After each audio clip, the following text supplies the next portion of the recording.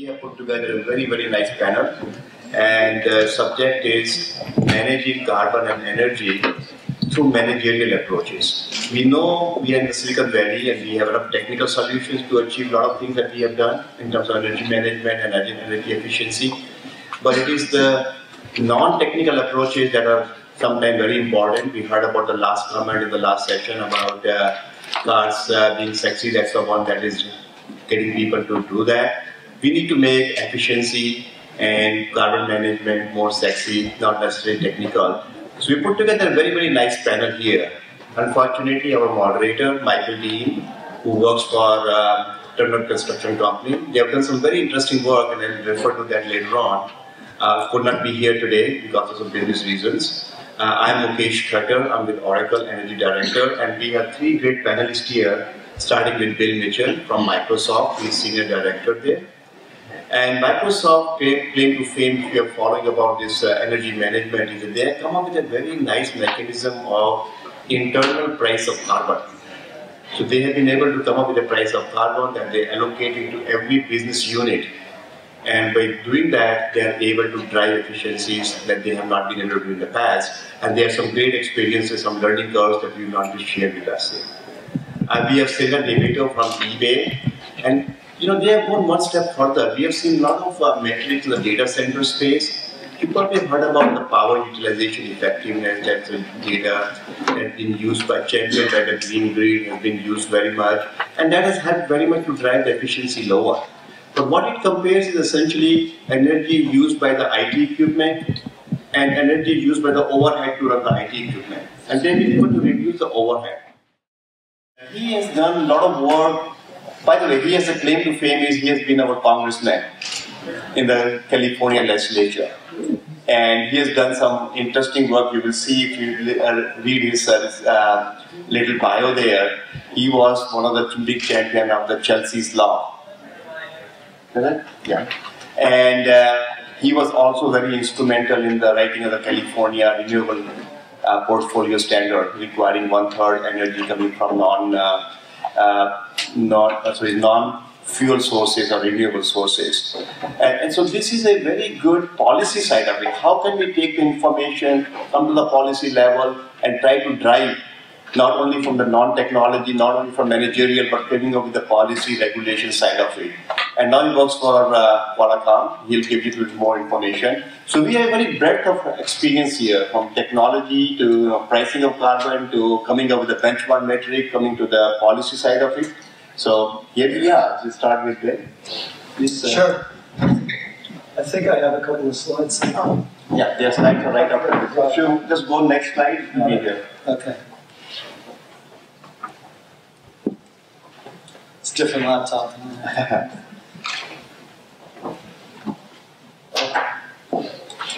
So, well, Mukesh mentioned the pricing of carbon. By the way, I'm really happy to be here today. I think the conference this morning has been so interesting. I'm just delighted to hear all of the super articulate, insightful speakers we heard this morning. I'm only aspiring to hit that high mark that's been set already today. So, but Mukesh, I think I'm very excited that indeed we have an internal price for carbon that helps us manage the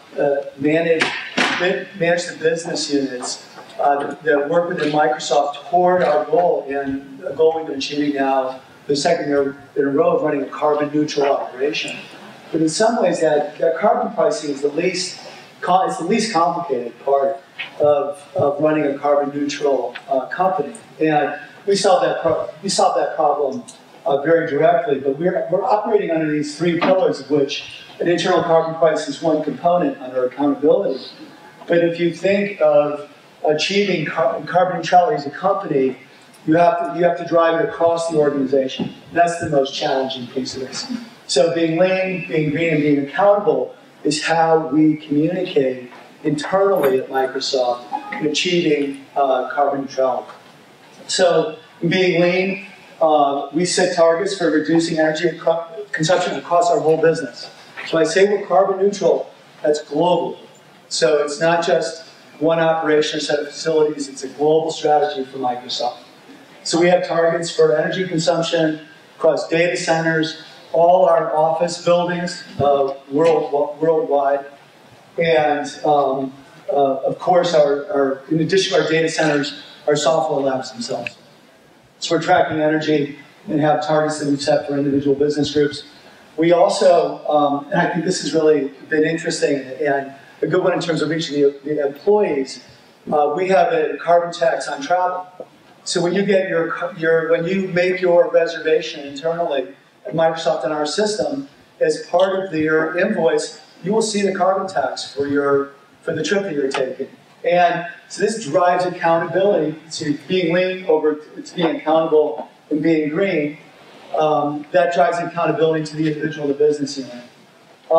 As far as being green, we are one of the, I think we're the EPA, we're the top, we're probably number 2 or number 3, might hit number 1 this year, but we're one of the top purchasers of renewable power in the country. I think in the last year that we have a complete record on, which was the year ending in 2012, I'll touch on that in a second, we purchased 2.3 billion kilowatt hours of renewable energy.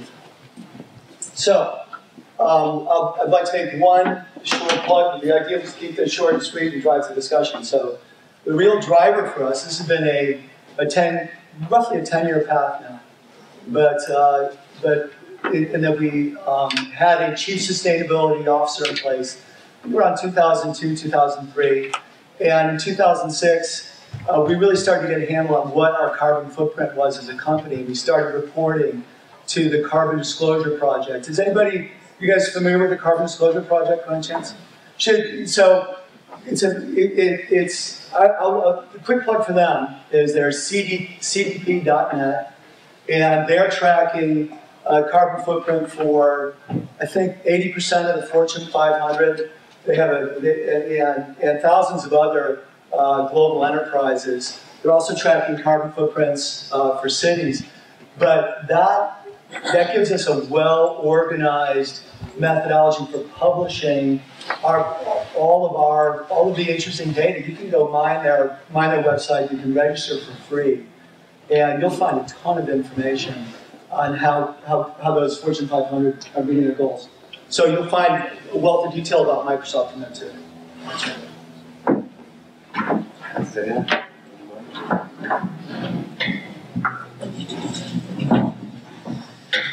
You want to run the slides? If you want to put it. Sorry. Want to run the slides? Yes. Good afternoon. My name is Serena Gervasia. I'm a hardware engineer over at eBay. I'm not a manager. But I'm actually going to share with you today some of the nuts and bolts as far as our metric and how it works. But first, DSE. Is anybody here familiar with it? Please say yes. Yes. Thank you. So, this URL, tech.ebay.com, if you go there, we actually have a dashboard, and what we're doing is we're basically creating a space for complete transparency. So, I actually have a viewpoint up here under environment, which is talking about carbon. So what we're doing here, this is our eBay portfolio, and this is the eBay marketplaces. We're also, just to backtrack for a moment, so eBay marketplaces is a portion of eBay Inc., and you might have heard of PayPal, maybe? Please say yes here. Okay, so we actually also have PayPal.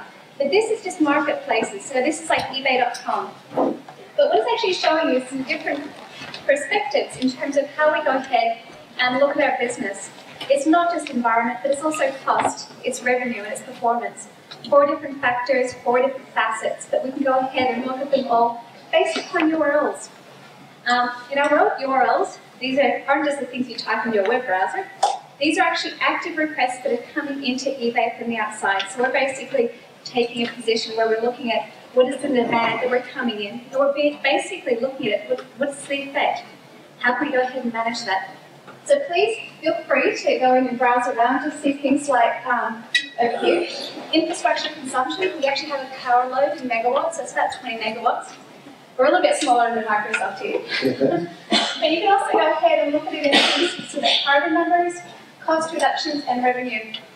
from the dimensions of things like servers, how many users we have. So please feel free, you can check it out. But this isn't really what I'm going to be talking about today. I'm going to go ahead and talk about, okay? Can I just go next? It should be. Yes. Sounds fancy. Fantastic. Look at that. No, one more. Yeah, you. You're an engineer. You don't want to There we pick go. one. Good enough. But what I really wanted to talk to you today is about what's actually underneath DSC. So what we actually give you for DSC to the outside world, with complete transparency, is only the tip of the iceberg. And I am actually taking this metaphor very literally here, because what we're really talking about is all this great big mass that sits underneath what you can actually see. And what's underneath there? That's the stuff, that's how we get things done. This is how DSC happens. It's not just as if we, every single month we go in and we kind of pull numbers together and, manage lots and lots of spreadsheets. That's incredibly ineffective, if not impossible, when you look at all the dimensions of DSC. But what we actually have underneath it is a database. We leverage one that's actually, the top layer is a company called Aptio. I'm not really putting a plug in for them. I mean, they are good. But the reason I go ahead and mention them is what they do is they basically take, you can upload all different types of data sets. What it does, and it takes those different data sets and it looks at those intersection points. And what it does is it basically creates this map of inference. So you can actually infer lots of different things based on all these different types of data. So I'm very curious about what Bill was talking about to see what kind of a back-end they currently have. By example, when we're talking about inference, we can go ahead and we can upload our utility bills. Every month we'll get a utility bill. And we can take this utility bill and we can go ahead and map that to a location, like a data center.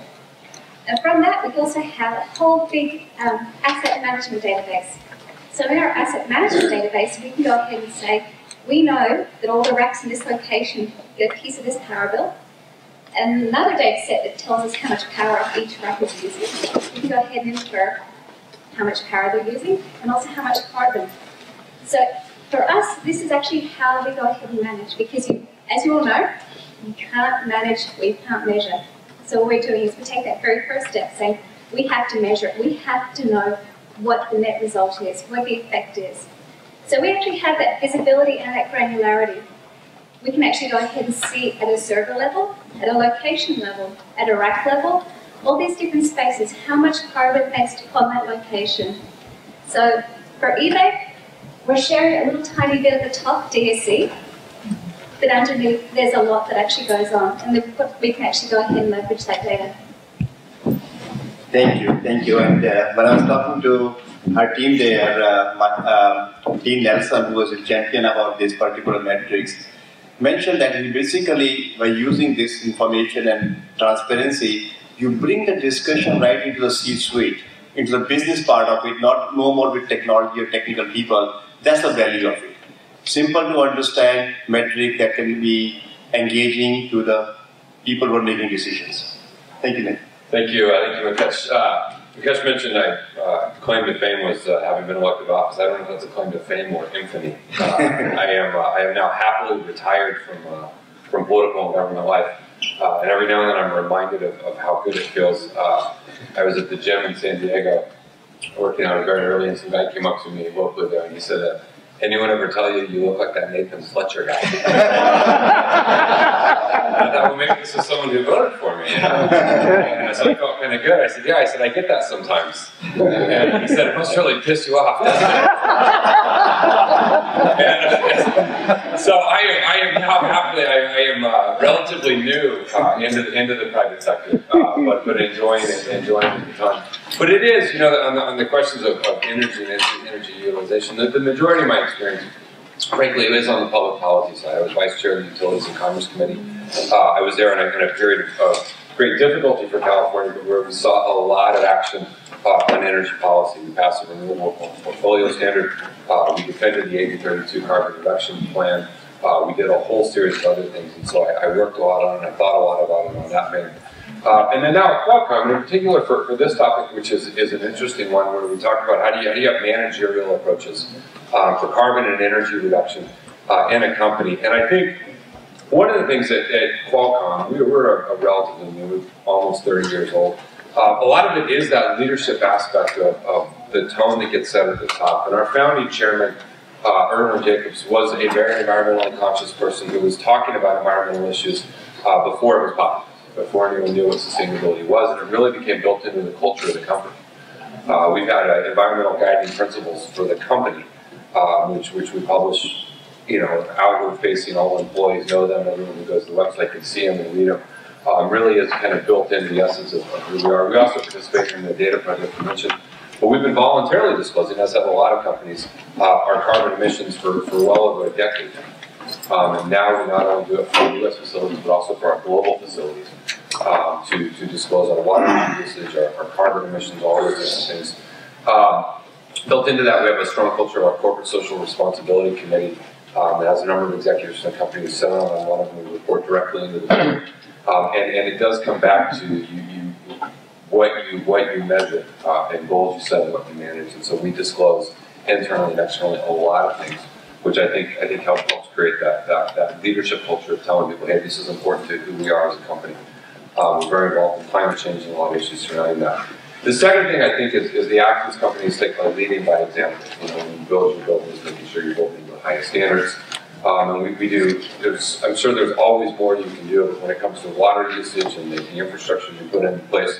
We do everything we can with lighting, with natural lighting, with electric charging stations, and all of our facilities. And we really try and make it an environment when we say, as a company, we're going to lead by example. We produce over 90% of the energy we use ourselves through our combined heat and power facilities. And so we try and do that. The third part of it, that's kind of our approach. I don't have very good slides. The next one is our people. We really engage our employees. It was interesting, we just recently completed a big survey of our employees where we were talking about issues. And the number one issue that came back in terms of what they want to see us focus on was better protection, better commitment of environmental issues, which was fascinating. That was the feedback that came from employees. That wasn't us saying, hey, we care about this as a company. We're saying, what do you want us to focus more on? And you see one of our biggest, most popular events on our campus is our Earth Day event. And we listen to employees. We listen to what they want. Hey, we want more bike walkers. We want more shower facilities. Hey, we want more options to commute. We want these types of things.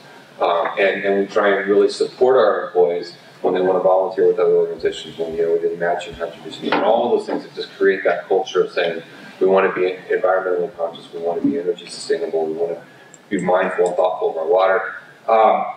And a lot of it too, I feel like some of this is generationally driven. There's just a generational approach that is different.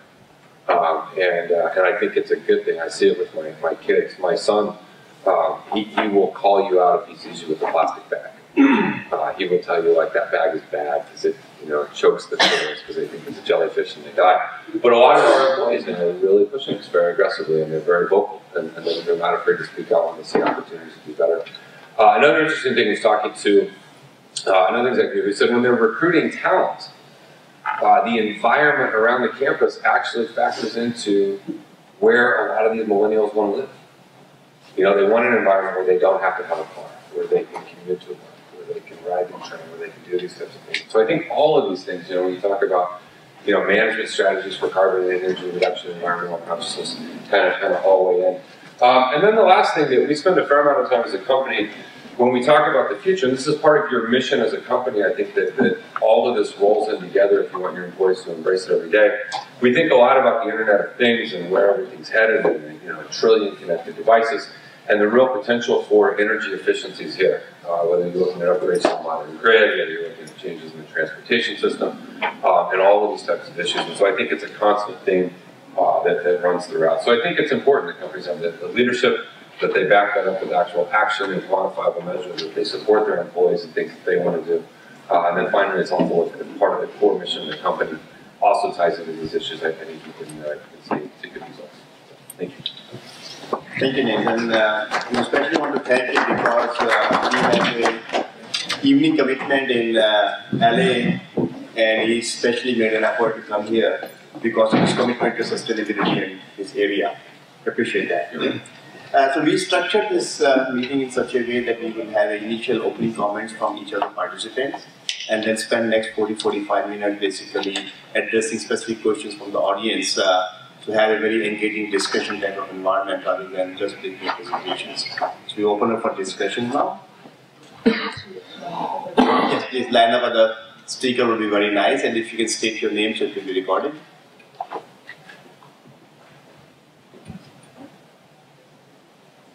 Hi, my name is Julie Burlage, and I work in the solar industry. This question is actually for Bill and Joel. You mentioned that you purchased about 2.4 billion. 2.3, yeah, a lot. And so I'm wondering how much of that is on site versus, are you talking about power purchase agreements from something that's in another state? Like, I just want to all of the above, because it's a global operation. Yeah. So our data centers are spread not only all over the United States, but all over the world. Right. And one of the most notable agreements that we just made was down in Texas. Yeah. We have a big data center in San Antonio, and we signed a 20-year PPA with the utility in San Antonio for wind. It's specifically a wind-based agreement. So sounds like there's lots of. So there's and we have agreements, and so we have PPAs with a number of utilities, and then and energy partners, right. And then we also purchase racks and assets. Sure. Hi, my question is also mostly for Bill, but I'd love to hear the rest of y'all's thoughts. I'm actually from San Antonio, so obviously thank you for that. I'm really excited to see it. Yeah, I think it's go ahead. I think it's a really exciting project, more than just the wind. There's a lot of, there's a big microgrid component there. Yeah, really exactly. exciting. Yeah. So, so that was very exciting. So I'd love to hear your thoughts, specifically from Microsoft, but I think others might be able to weigh in. How was the idea of an internal price on carbon, which is a big deal, how was that sold to management?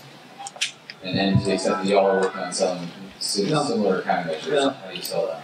Yeah, I think in any large company, you never do anything by yourself. Right? I mean, it takes a real breadth of stakeholders across the business. At the time that we negotiated that internal carbon pricing at Microsoft, I actually worked for the Chief Sustainability Officer on the environmental sustainability team. And so we built an internal coalition of stakeholders, and it's basically a C-level conversation. Our biggest proponent was the CFO.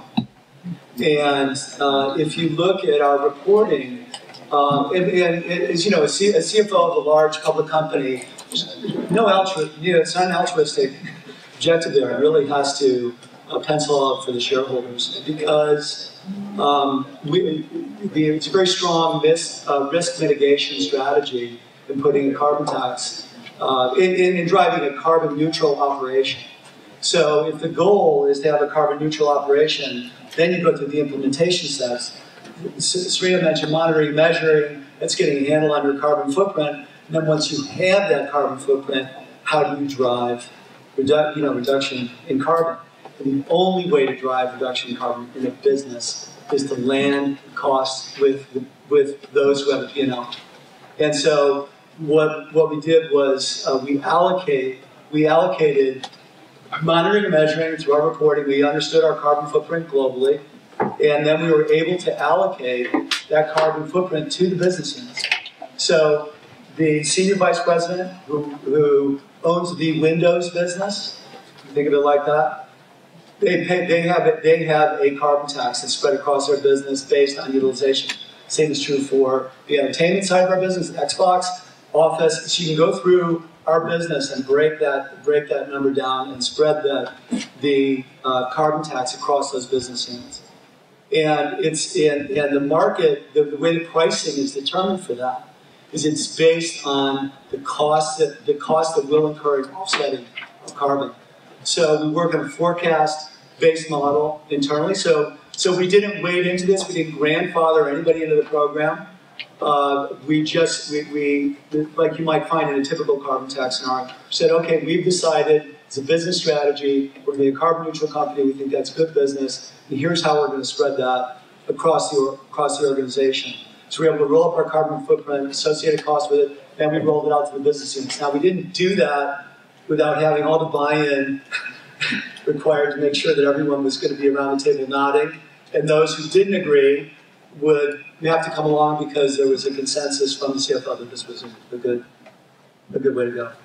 I probably missed some pieces in there. Is that, Jim? That's great. And to the extent that y'all are trying to sell a carbon tax or some sort of carbon accounting, and I'd love to hear what that's like. Well, it just strikes me the, coming out of government, everyone says run it like a business. So if we came in and said we're going to do a carbon tax because Microsoft did it, everyone would freak out. You never do that, which is an interesting thing. I mean, I think that's a fascinating walkthrough for how you do it. And any of these things, I mean, I feel like it's never just one factor, right? I mean, it's always a series of factors that come to a conclusion. I mean, I thought that the lunch was great when they said, people aren't buying a Tesla just because it's green. They're buying it because it's a cool car. So I think that there's probably a lot of things. There's financial considerations. There's the public-facing considerations. There's long-term viability, considerations. There's a lot of those, and I think you have to factor all those. But I think it's always really impressive to see companies do what Bill just described and say, hey, we're going to go out and we're going to lead on this, and we're going to be a model. And it makes it easier for other companies to come in and follow and say, hey, they did it. They're still doing well. You can survive this. And on the eBay side, I mean, again, going back to Bill's point earlier, it really actually does come down to having your upper level management, the C-suite, go ahead and own it. I mean, in our case, we actually went to them, we proposed DSC, we said, let's do this metric and we're going to make it public. So every single one of them, there was like long conversations with our CEO getting them to understand this. Because we have it, I mean, we have very strong, goals in place that we're going to be meeting in terms of how we go ahead and reduce our carbon emission levels. But we're actually saying, here's the how. Here's what we're showing to make us accountable. We're actually doing it. And also, the big part internally is having that visibility. It all comes down to having that top-level dedication and commitment. So you've got to sell it above. So in terms of the price of carbon, we do have Microsoft has an internal price of carbon, but those of you who have operations globally, especially in the UK, there's an external price of carbon. There's a government fee on our large customers for all the carbon emitted. So just for information, we paid a hefty amount last year, although our energy consumption there is not as much as in the US. But there is an external price of carbon that is instituted in some of the parts of the world. Good afternoon, I'm Jeff Bush. We're one of the sponsors of this event. My company is Noble America's Energy Solutions. Great panel, great comments, a lot to think about. I have a couple of questions that are kind of the same question asked differently. I heard from each of you about the visibility that the C-level folks have into carbon. Having worked for a lot of companies myself, the C-level is also concerned about cost control, like bottom line costs, and I know sometimes it's at odds with carbon and renewables. So I'm just curious, how do you get around that tension between wanting to do something that's carbon neutral, but at the same time controlling costs like any CFO would want to do? I think that gets right at the heart of it. I think from our point of view, the best way to drive costs down across your business is to drive it efficiently. And if you run a carbon neutral business, you're going to find a lot of efficiency in that equation. We all these, and it's not like we decided one day, okay, we're going to be carbon neutral. We had a number of initiatives that were afoot in the company that were reducing costs. So across our campus in Puget Sound, for example, our annual utility spend to run this 500-acre campus, 145 buildings, 15 million square feet, just office space. There's $60 million utility spend. Puget Sound Energy, that's clean, hydro, and a third of what the market's paying here in California, probably. So we had, but we could, by driving efficiencies across those buildings and lowering our energy footprint at the same time, we were able to take 6 to 8% off out of that. The goal is to take 6 to 8% out of that number. Out of the gate, just turning things on, we saved $1.5 million the first 6 months we were running. So The CFO will sign up for that anytime. You can say, look, I can take real money out of the operations costs. And Sweden and I were talking about, I know, Paul, the data centers, a data center is essentially a power plant in terms of its energy consumption. It's we could all quote based on the size of the megawatts that are pouring through all these data centers. So efficiencies across those data centers also have huge dividends. That's a competitive part of the market. Yeah, I'd like to jump in on this one if you don't mind. Okay, so Rubik's Cubes. Everybody here familiar with the old Rubik's Cubes? Okay, you have... Exactly, that's the point. So Rubik's Cube, if you look at it in terms of the different sides, one side is really easy to get. You can actually solve for cost. You can do this cube. But that means everything else goes out the window. But if you look at it in terms of the different dimensions, so you have cost on one side, you actually have environmental concerns on the other side, you also have performance and revenue. So I mean, you could do all kinds of great things, but then if you look at it as it compares to revenue, it might not be such a good thing.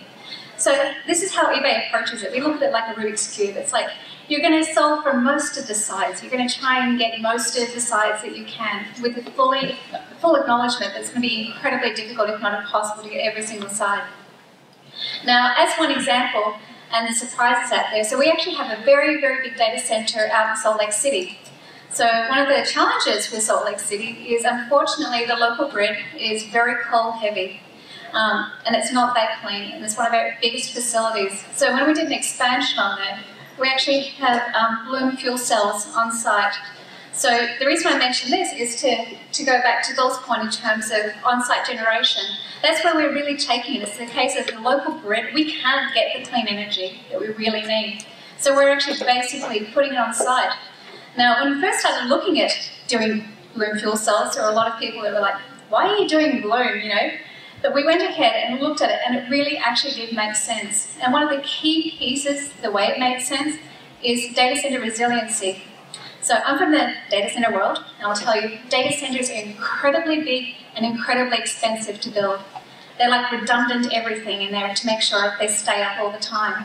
But when we started looking at the resiliency of the fuel cells, that was actually more resilient. There's greater uptime and availability from the fuel cells than there were from this very big facility with redundant everything, dual feeds, massive generators and UPSs. So it was actually a net savings overall. And that was one of the interesting things that I think just having to be forced to think outside the box, that was how we actually were able to solve both sides of that, for eBay at least. Well, I think so many times, it's always fascinating to me when you read the after report of a company that tries something, kind of say, hey, we're going to do this out of goodwill, reduce packaging, or just, and then all of a sudden they're like, oh, hey, that actually saved us money. And there's a lot of opportunities. Not always, not always, but a lot of times you end up being like really pleasantly surprised that by finding more efficient ways to do things, by maximizing things, especially when you look at the long-term value. I mean, we've done a lot on lighting in our facilities, and just reducing it. It's San Diego. It's like here the sun always shines. I always joke that I do my part. I pledge to never stay at work after dark. I'm kidding. But my wife like that. But like for example, we generate 90% of our own power, right? So when we talk about California is a high cost state, right? We're a high cost state, and we're a wonderful place to live, so it's okay. But when we look at the cost, so often the entire conversation gets driven by the cost of taxes or regulatory environmental things, and not the cost of water and energy, which often can vary and have much greater fluctuations and unpredictability than the tax or regulatory environment. So if we can generate 90% of our own power at a fixed cost, boy, that's something that not only is cleaner, more renewable, more reliable, but is also good for business. So I don't want to be naive or Pollyanna and say, well, if you just do the right thing, it always works out financially. More times than you think, it works out. But there's also some other benefits. So let me take the point that Sarah mentioned about data center being a power plant and being a very large consumer and resiliency requirement and double redundancy, all aspects of it. I mean, if you lose data center for even a short period of time, it makes a big news. What was the big news this morning? Are you? I was at the conference, I didn't hear. Yeah, please tell us.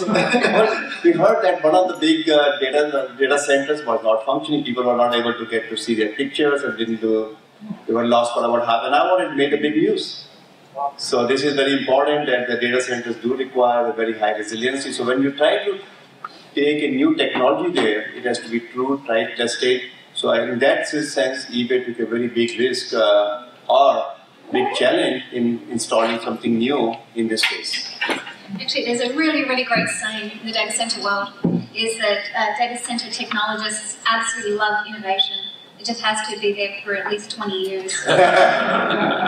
Jim, I've been stunned being an outsider and being new to our Global Foundation Services team, which is the team that I was describing to Serena, the data center people. They're a fortress inside the company. You can't. They're because it's mission critical for anybody who's in delivering services. So it's so interesting to me. I find that our team is the most aggressive team I've seen that's out that is looking for alternatives. I'm fascinated by Qualcomm generating so much of its own energy. That is remarkable to me. One of the things that we're trying to do, and we demonstrated this in Wyoming, capturing flare-off of landfill gas. For our data center people, from our data center team's point of view, the most reliable data center is one that you control completely. That the grid is your backup source of power, and you're running some other, source of energy to make that happen. We generate so much that California was right in there. The rules and regulations are classified as utility. That's really impressive. That's cool. Thank you very much. Good afternoon, my name is Bruce Mast. I'm with Build It Green. Really intrigued and inspired by the disclosures from your respective companies. My question is, interested in hearing more about the role of carbon offsets in your various zero carbon strategies, and maybe extrapolating from that, what is the role of carbon offsets in moving our economy closer to a carbon neutral state? Well, I'm going to take a different. We just spun off a retail division, so now it's its own standalone entity. But there was some really fascinating stuff they were working on, which was more consumer based, and it was kind of this notion of like actually offsetting like your fuel purchase when you buy gas, or offsetting your plane ticket. It's surprisingly cheap.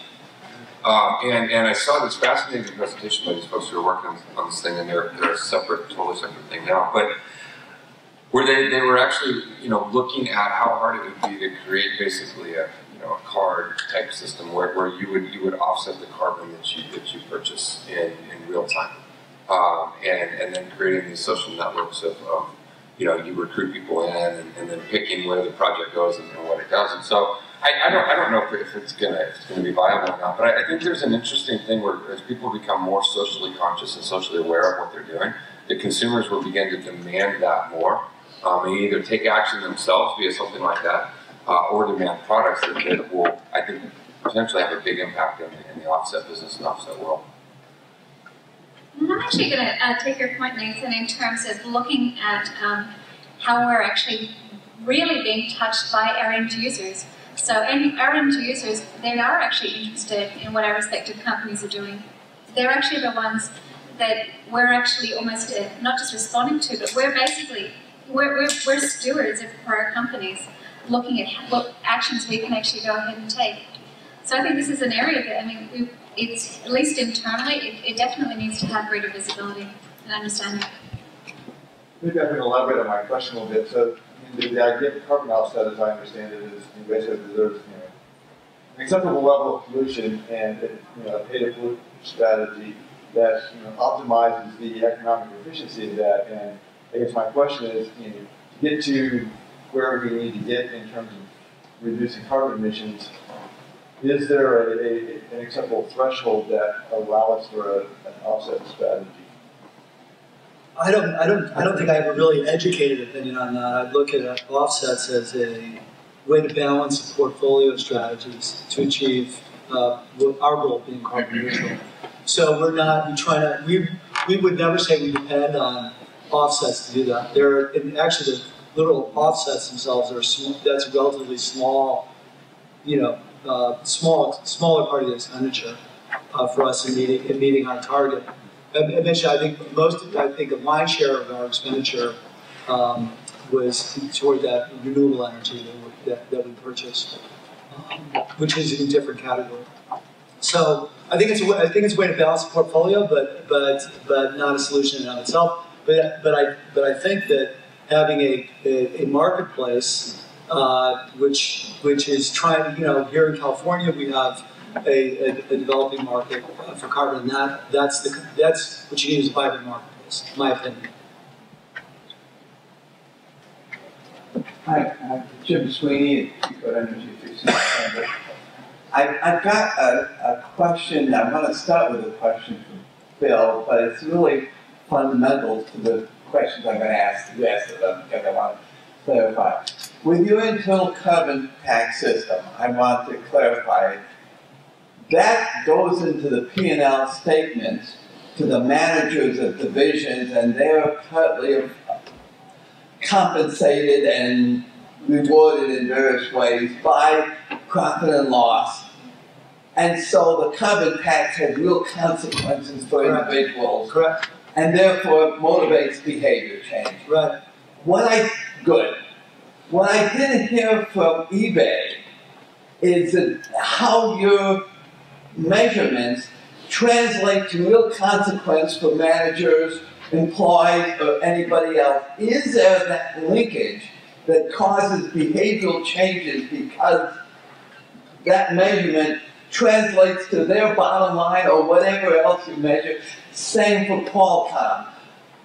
You talked a little bit about the people and the desire and how that changes the company, but the company's managerial structure is designed so that there's a bottom line impact on the employees and the managers so that they, in their own self-interest, decide to move forward. I'll sit down for the answers to that. Okay, I'll tell you what, I'll go ahead and jump in if you don't mind. Sure. So, you actually raised a really good point. So what are we doing? So we've got all this great data out there. So what are we doing? So what we did, so when we first released DSC, that was back, we put for the whole of 2012. So that was pretty much, we looked at 2012 as a year because we needed the full 12 months. As you would expect, we're actually very cyclical. So there's kind of a big rise over in like the November timeframes, load-wise. So we needed the full 12 months. And that actually gave us a baseline. That allowed us to go ahead and say, okay, here's what the business looks like over a course of 12 months. And when we had the 2013, we've got some data in here. We're actually in the moment right now preparing for our new release with a whole lot more information and data. Is now that we actually have 2013 data coming in, now we can actually go ahead and see year over year, what are we doing? Because I gotta tell you, when you first put the data out there, it's like, okay, that's great. But to go ahead and set change, you've got to have some sort of a baseline as a starting point. So now we can actually go ahead and see, well, this year, one of the big things for us was our bloom came in last year in September of 2013. And that's where we kind of saw our server numbers and our power load and our carbon because we're closing out some older legacy data centers. And that's where we actually started to see the change. And that was actually specifically because we had that baseline in place. And you can kind of see it going up and then it took a decline. Now, in terms of the actual specifics behind that, at this stage we're doing the visibility, and we're also having some internal programs that we're actually going ahead and saying, very similar to what Bill's talking about with the accounting, except we don't call it a carbon tax, it's more of a carbon visibility in terms of resource allocations. So we're not holding people to the same level of scrutiny that Bill is over at Microsoft. I think that's a brilliant idea, and I can't wait to take this back to eBay, to be honest. But we have that capability now. So stage one, get it. Step two is now how do we actually go ahead and change it, move those dials. Yeah, it's the right question to ask because it's what is the best way to achieve an outcome, right? And if you can create a market, you can create a financial incentive in any company. You're gonna get there quicker. I think we've done a lot, but I think we started from a different approach, which is okay. Well, let's look at all of our energy. How can we generate what percentage of our own?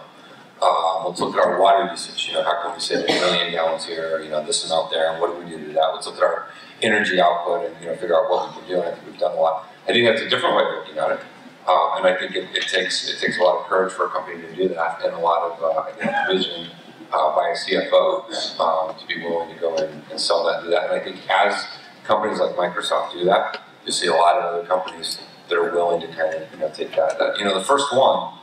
When I was in the Marine Corps, we started like first one through the wall gets, it's bloody. But you knock that hole through the wall, and then the next one through, and the next one through, and the next one through. And so I think, there's a lot of people that will look at that and say, "Wow, that's really interesting. Let's see what lessons we'll learn. What happened, and how can you implement something like that?" I translate that as saying, you're looking at what can be done as a senior director, but you haven't yet done anything to bring it to anything that motivates the behavioral change among people that you're managing.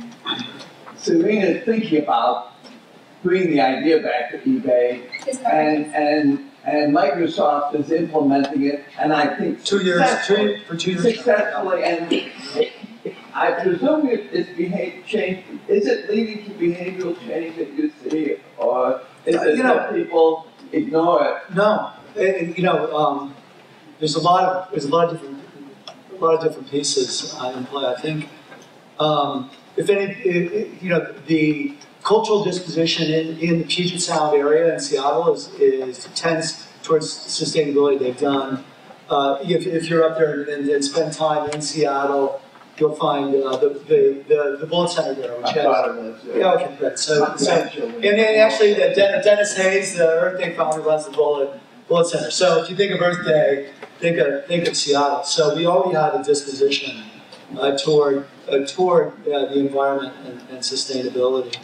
But it really I think in terms of getting people to really pay attention in the company, you start to land it with other employees. So we have, I think it's about 400 people who have volunteered inside the company at our Puget Sound campus to be sustainability champions in their building. So they drive the dialogue and continue to promote that message because technology will only get you so far. So the interesting thing about the smart building scenario that I told you about, where we thought we could take 6 to 8% off of that energy number, that's without behavior change. With behavior change, with people being aware of the system and driving behavior, we want to make sure that the IT infrastructure worked and captured the data, and that we could manage that system so that we could take down the energy footprint. When you add the people factor, we think we're going to drive that number closer to 25%. That's the delta. Most of the delta comes from what people do. Thank you. So I'd like to elaborate something what eBay Serena mentioned in my previous conversations with Dean Nelson.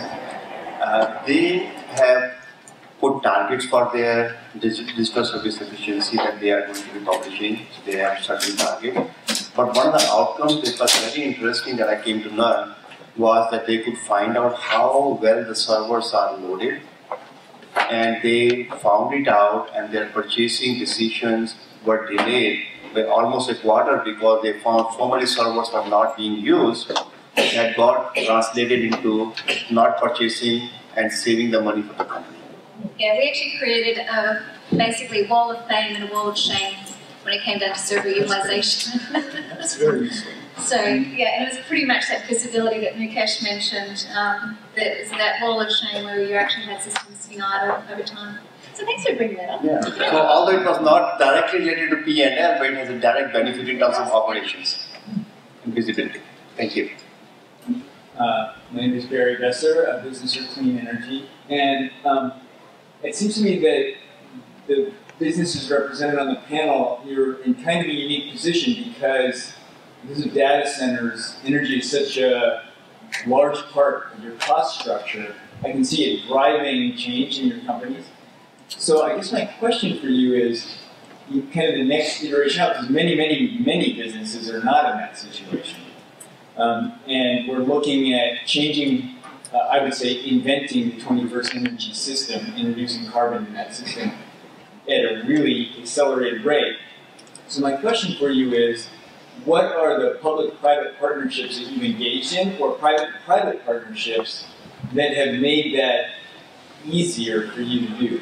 And how are you sharing what you're learning with other companies? I'll jump into some of these if you don't mind. So I'm going to do some specifics for you. So I've already mentioned Bloom as an example, as a very public one. But one of the pieces that I wanted to go ahead and say, how are we actually going ahead and sharing it, is some white papers. I mean, there's a lot that actually goes on in terms of understanding the mechanics of it, but also the advantages. Not only the advantages, but it's also because it's not just the carbon you're talking about; it's also resiliency. So a lot of this is white papers. We want to put it out there. We also, on our side, we work with a lot of different vendors. We don't actually have any type of, we don't play favorites. It's pretty much a very, very vendor agnostic system. So a lot of our systems and our hardware, we basically put it up via RFP. So we've got these standards here. If you wanted to try and meet them, we're happy to go ahead and look at doing business with you. So we basically put it out to the industry and take the best of the breed. And I mean, we actually have a couple of very examples from the data center world, admittedly, whereby we've worked with both Dell and Hewlett Packard to come up with some incredibly efficient, modular, or containerized data centers, by example. So let me elaborate something more about what eBay did in their data center in Utah. So I'm just going to interject here, I'm sorry, Mukesh. So I work with Mukesh. I actually worked with Mukesh over at Oracle for a long time. We've kind of stayed in touch. So he's actually very privy with my manager Dean as well, as far as what's going on inside the scene. So please elaborate away. Thank you. So Utah had a state law that did not allow renewable energy to be produced at off-site location and be transported to the site. And when they had a data center, there was not enough space to produce renewable power. So one of the things Dean did was he worked with the legislature within Utah to make some rules that allows them to produce power somewhere off-site on the grid and be transported back to this company. And that's what has led them to be able to produce use some green power there. So that's an example of it. I don't want to take a cheap shot at Utah. It's probably not a great place to put a data center. Well, I would disagree with that. In terms of climate, it's very good. We have been able to get some cooling efficiency which are ultra efficient there. But it's not the power generation that's coming up to be very... I would argue the north side of Chicago is probably just as good. The climate is we could be like a heated discussion about that. Because I have my data center right across where their data center, eBay data center is. So Oracle and eBay is right across. Well, I know we have a data center right next to it, so... You know, just one point, a little bit different take on that, because they made some good points, is, one of the things we added to our environmental guiding principles is now about engaging our suppliers on their sustainability practices. Which I think is another area that large companies can have a real impact. Is saying, hey, if you're going to be a supplier to us, we're going to care a lot about your policies as well. Yeah, those are our scorecards that we use. Yeah. Exactly that. So we actually, the ones that we do engage with, is like every quarter we have to review their environmental scorecard, where they're sourcing their materials, how they deal with disposals. How they deal with disposals, how they go ahead and not just the sourcing, but also the packaging. It's another partnership. To the last question on public-private partnership. So, given what I can see we had accomplished on our campus, I worked with the City of Seattle to drive a pilot. And right now we're running a pilot that's funded by the Department of Energy. We're close. I brought in a partner, Accenture Smart Building Services.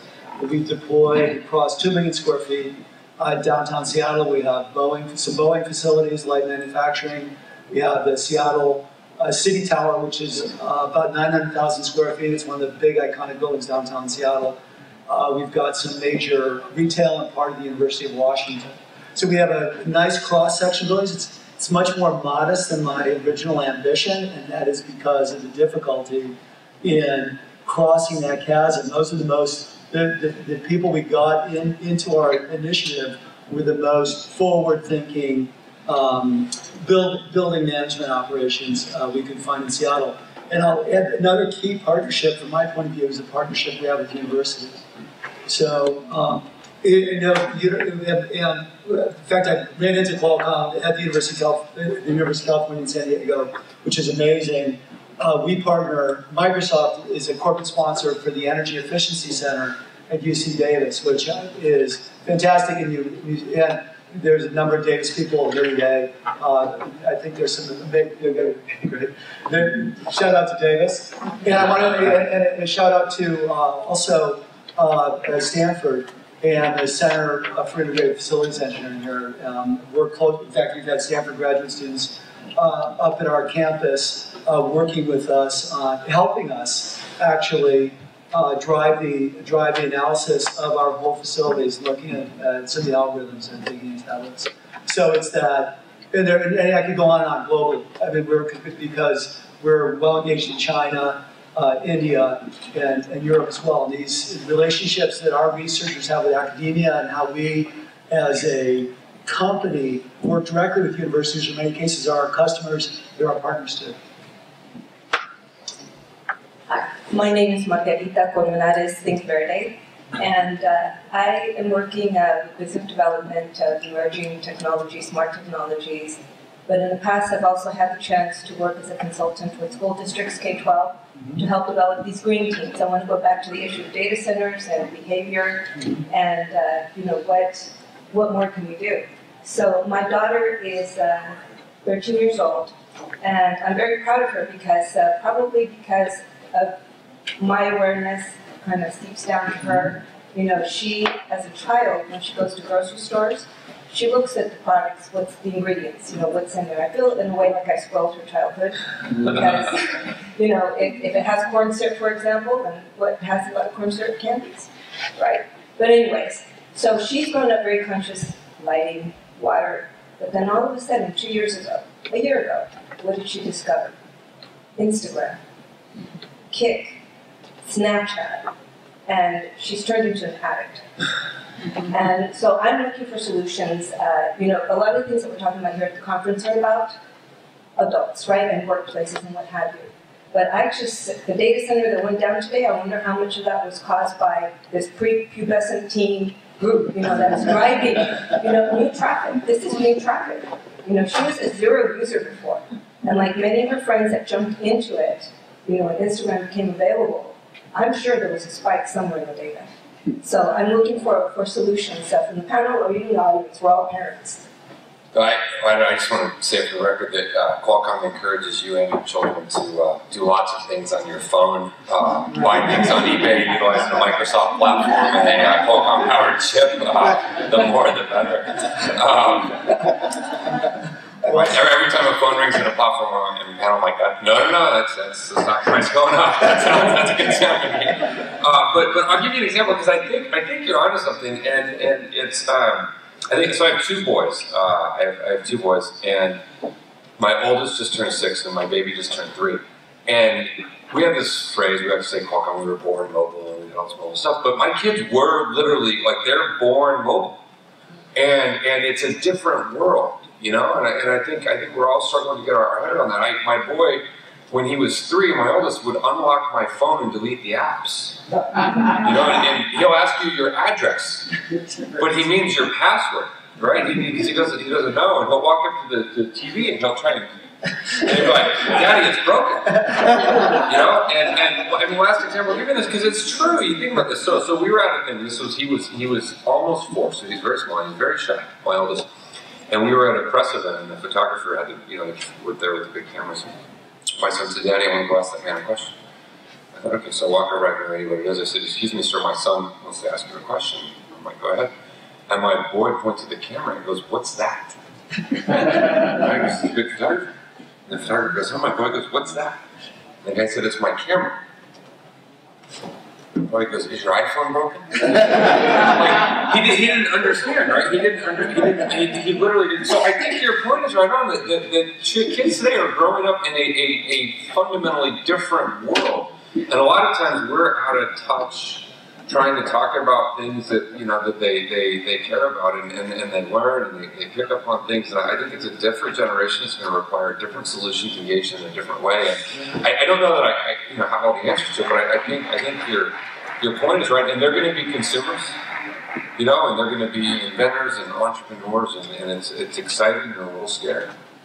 Is it that notion with, you know, our generation that says like, "Oh man, that Beatles music is like terrible, like kids are going to do crazy things with that Beatles music, and it's just like offensive music or something that, like, I worry that our generation is looking at these underlings that do the Snapchat, etc., like, that's offensive behavior, but we have to, like, adapt and embrace, and, like, that's the future, but maybe it's, you know, up to us to encourage those, you know, activities that subsidize, like, you know, maybe it is the carbon credits, maybe it, you know, it's a balancing act between, like, okay, you have your Snapchat and you have the great outdoors, like, but I think we can't resist it, we have to embrace it and know that's the change, and make sure that it's a positive change.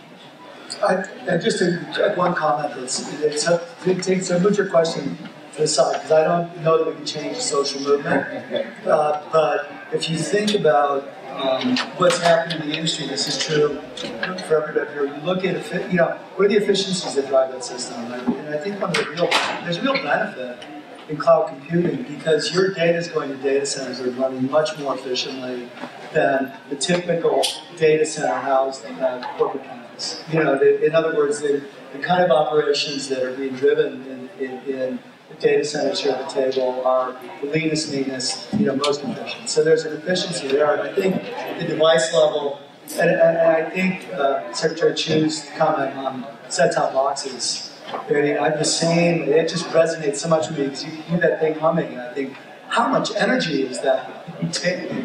And making sure that it's, you know, if you can hear something running, that's over the top. So I think we have to look, I think for the purpose of this discussion, it's really more looking at what are the devices and what's the extended network and infrastructure look like in terms of energy. And just the last point on the devices, maybe that's important, is when you look at just it's unrelated to energy, but when you look at the democratization of information because of that device. So you can give that device to a child in sub-Saharan Africa, and that connected device affords them access to all of the same information that a professor at Stanford has access to. And I think that's good, and I think that's your point. I also, my other role, I teach at UCSD, I'm a professor at UCSD, and I have to tell you that I am, like, kind of inspired by my students. Like, they're a generation that is much more socially conscious, they're much more socially aware, they care more about human rights and equal rights and environmental protection. And so I think there are some, it's a little unnerving as a parent, but I think there's some really good things that are happening. So we have about a minute left over, so I'm going to ask both of you to state your question before we start answering it. There are people in the line. Please go ahead with your question, followed by the second question before we start answering. Ritu Malhotra from SRI International. Fascinating discussion. Hate to interrupt that with my question, which is much more mundane. I wanted to ask you, since you have been monitoring now a lot of the information on data centers, you know, you need the electricity over there to run the data. You need it for lighting, you need it for heating, you need it for cooling. Do you have a breakdown on how much of that, and the follow-up question for that would be, what are you doing to, when you're generating power locally, are you integrating combined heat power for cooling also? Good point. Let's just have a second question and then we can address that. This one is from Bill. And Microsoft has a wide range of really amazing measurement strategies you're enacting for your US operations related to energy, direct, purchase agreements, strategies on site. Curious about your international operations and what strategies you're employing. It is, actually it's the same strategy. So a lot of it, everything I've talked about today is a global strategy. So if you go to the Microsoft facilities in Beijing and Shanghai, you'll find buildings that we built on our campuses that are built to a LEED Silver specification. I think in China, energy is in short supply already, and especially and so the constraints that we're operating in there are consistent with how we're running our smart building strategies on campus. And I mentioned that our carbon neutral strategy is driven by risk mitigation. The risks we see are primarily started in other markets. Mukesh already mentioned the UK and Western Europe and the regulations that are in place in the EU already. And we're anticipating that China and India will have a carbon tax will be there. We'll certainly operate in California. And so we look at things. Thank you, I'm glad you chance to mention again. It's a global point of view. And just a quick comment on the data center opportunity. it's amazing the strategies we looked at in terms of managing efficiencies in the data centers. And people think of the data center as a building. Really, a data center is now, it's a 20-foot shipping container that you simply open up the ventilation and drop it on a cement pad, put a fence around it, plug it in, and you can run that piece of equipment. And depending on where back to the discussion of where you locate it. So there's lots of different strategies that are so diverse we could spend. Lots of conferences that spend days just on this topic. So, and to answer your question, where the power flows have been very well understood, and we'll be more than happy to answer your question maybe after the panel here. The panelists are going to be sticking around for a few more minutes. We are on the top of the hour, sorry, on the top of the period. Thanks very much.